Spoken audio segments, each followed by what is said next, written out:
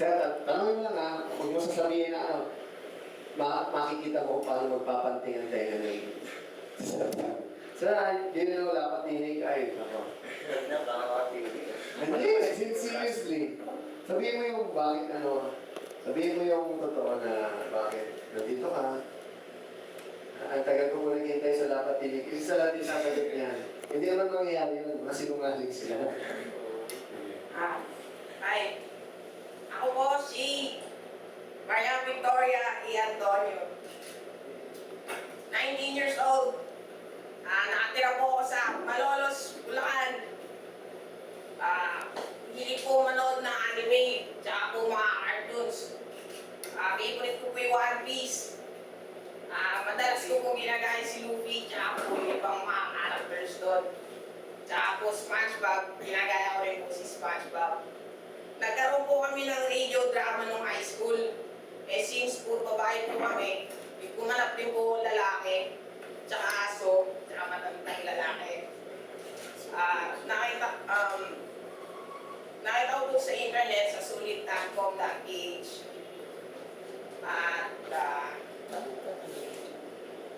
Ilan po?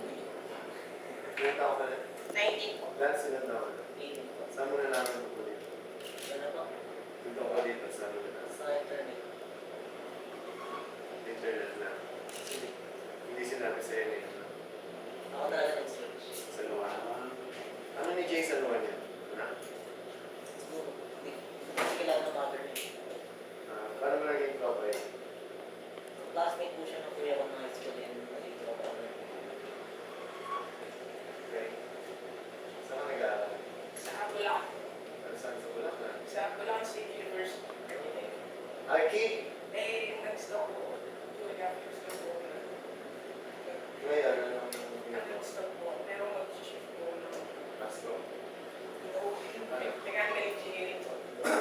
Bayan. Lapit talaga, sobra. Voice acting, mechanical engineering. Gusto ko lang pong ma-boost yung confidence ko.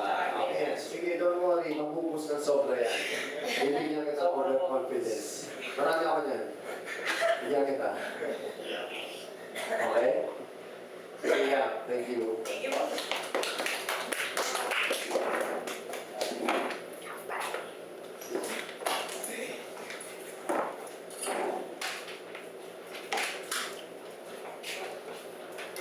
Hello? Ako nga pala si Paula. Paula Jinko eh. Okay, ano? Paula Jinko. Ako lang, yung mga balita. Ayan, mao. Yan. Nag-aaral ko sa University of Santo Tomas. At ang course ko, Advertising Arts. Ako nga pala, mag-graduate ko lang. Ngayong taon lang.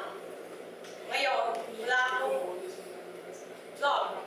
Kaya naisipan kong pumasok muna dito. Dapat nga, yung klase ko, parehas kami dapat nandito. Kaya lang, sa mga para, wala siyang budget. Nauna ako. Ayan, nandito ako ngayon. Actually, parehas kami mahilig sa ganito. One Piece din yung favorite namin. Kaya lang, yun nga, hindi sila kasama. Nauna nga ako. Ayun. Yun lang po. Saan mo nalaman? Sa kaibigan ko. Sino? Si Chris Casas po. Sino? Kaibigan ko. Saan mo nalaman ito dito? Hindi ko po alam na sinasearch ko ata yun. Sa internet din. Kasi kailangan ko malaman kung saan yung pinaka-effective way para i-promote talaga yun. Which is internet talaga. At walang tatalo sa akin sa internet. Kasi kahit sunod ng voice talent, Filipino voice talent, Philippines, wala. Top 100. Kung may pumasok mo, nasa 100, 102. Kasi hindi nila, ikaw ba, pupunta ka pa ng page 2 with 1 million hits, 2 million hits, 10 million hits. Di ba hanggang second page na tayo ng Google? Kasi wala na tayong luxury of time to find. Which is, sa totoo lang, hindi namin minamarket ng Go-to voice words. Proven na kasi siya. At marami akong katibayan na yung karamihan sa mga DJ, sa mga voice talent rapper. Di ba nakita niyo sila Toto Ibaro, Emma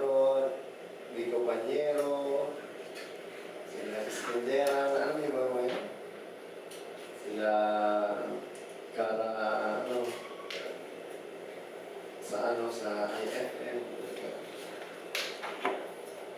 So, ang ginagawa mo ngayon? Freelance po. Sa advertising ka? Anong freelance? Minsan po logo, kasi So, nag-graphic design ka rin? Alam niyo yung kagandahan sa creative voices? Hindi lang siya voices, meron pang creative vision, creative arts. Marami kaming mga ginagawa dito. Yung mapapansin niyo, yung style na namin medyo kaiba. Hindi ko nung pang-ordinary presentation.